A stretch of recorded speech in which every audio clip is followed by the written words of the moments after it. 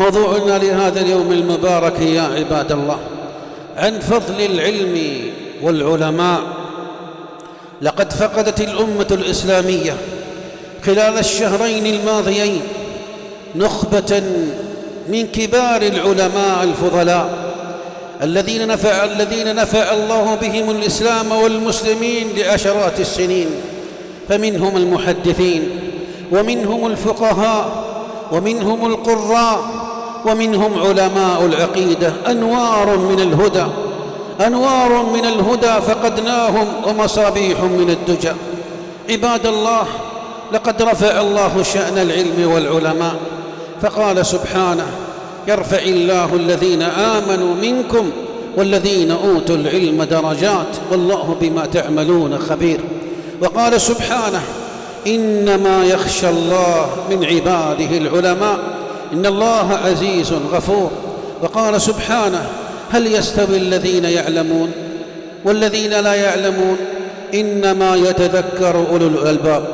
والعلماء يا عباد الله هم الذين أراد الله بهم الخيرية، كما قال سيد البشرية صلى الله عليه وسلم في الحديث الذي رواه البخاري قال: من يرد الله به خيرا يفقهه في الدين. وقال عليه الصلاة والسلام: خيركم من تعلم القرآن وعلمه، فهم جمعوا الخير كله، تعلموا العلم وعلموه.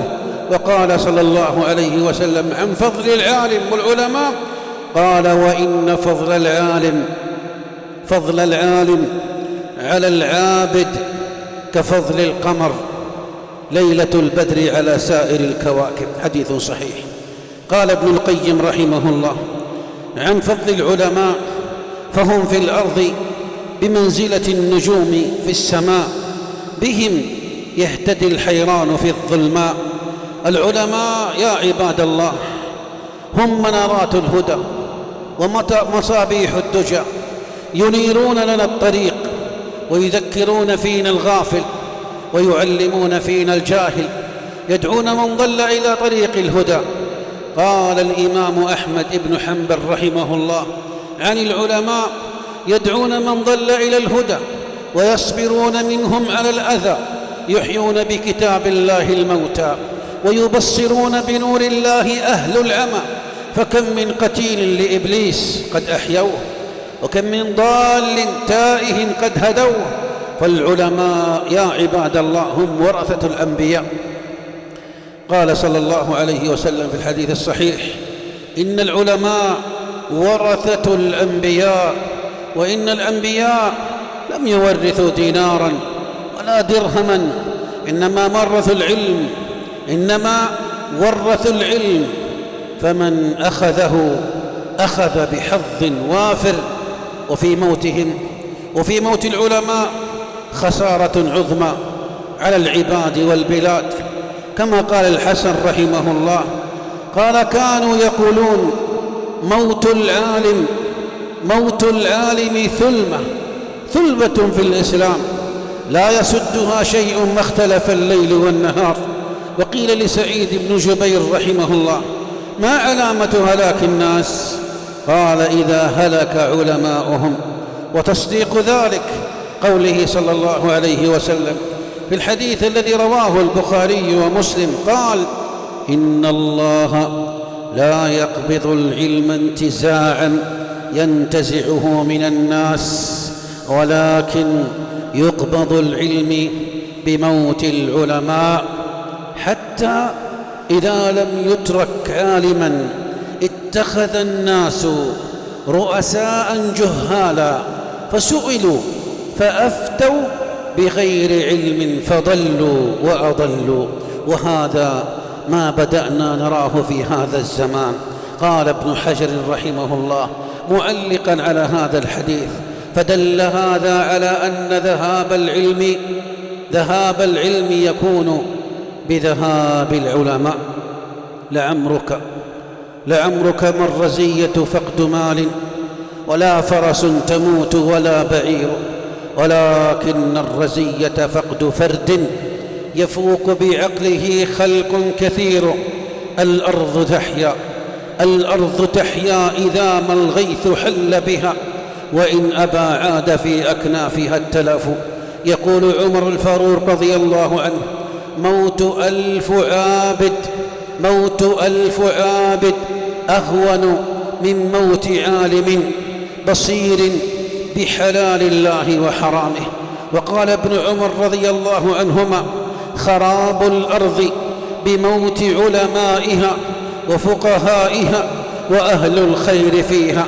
وحاجة الناس يا عباد الله إلى العلماء الصادقون الربانيون أشد من حاجتهم إلى الطعام والشراب،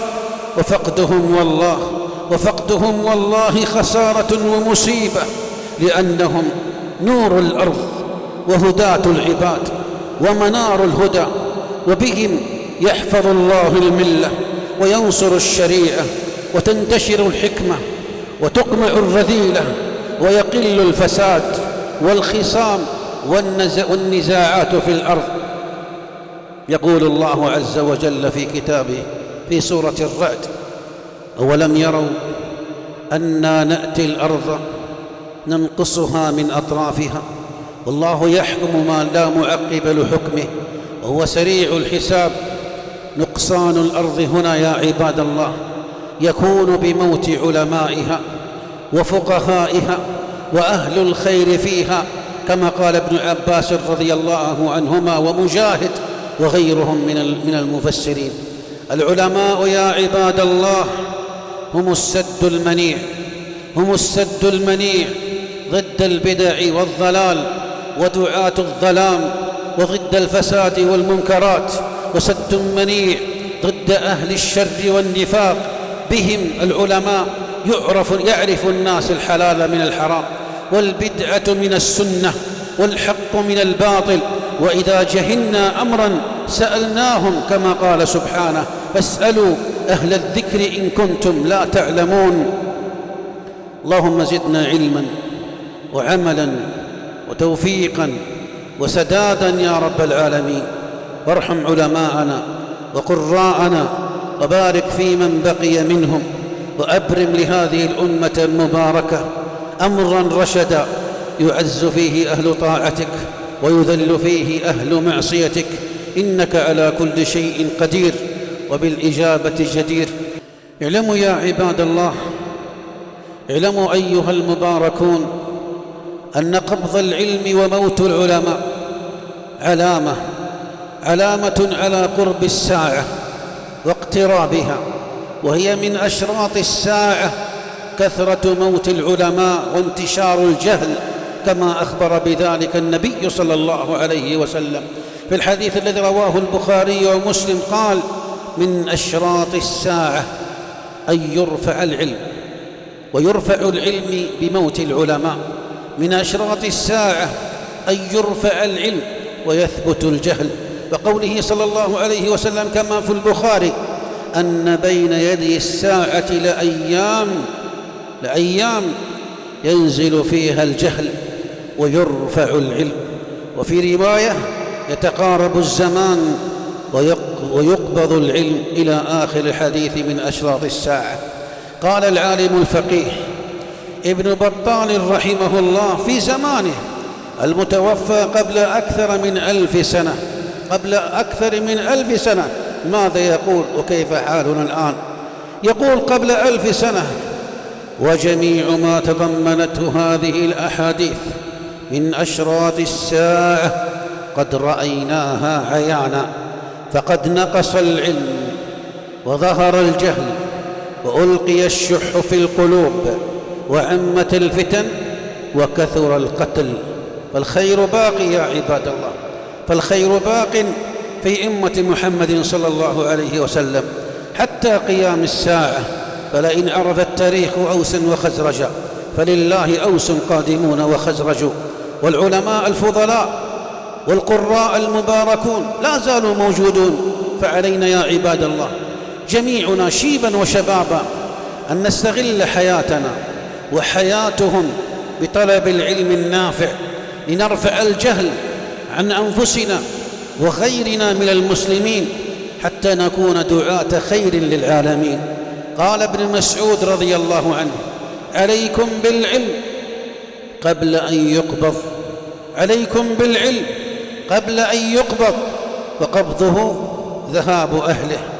فطلب العلم يا عباد الله ليس له عمر محدود، وكما قيل: اطلب العلم من المهد إلى اللحد، وليس له زمان محدود أو مكان معين. العلم كما قال الإمام أحمد رحمه الله إمام أهل السنة عندما سأله أحد الأشخاص: إلى متى وأنت تطلب العلم يا إمام؟ لقد وصلت ما وصلت إليه من العلم. قال: من المحبرة إلى المقبرة، من المحبرة إلى المقبرة. وهذا العالم ابن عقيل رحمه الله يطلب العلم حتى 80 من عمره، وقال: إني لأجد في لذة الطلب وأنا ابن 80 عاما أشد مما أجده وأنا ابن 40. همم عالية، همم عالية تصل إلى القمم. ألا إن الدنيا ملعونة كما قال عليه الصلاة والسلام: ملعونة ما فيها إلا ذكر الله، إلا ذكر الله تعالى وما والاه، وعالما ومتعلما. إن لم تكن عالما فكن متعلما يا عباد الله.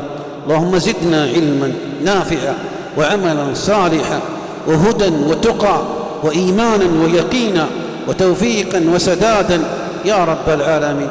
هذا، وصلوا وسلموا على رسول الله.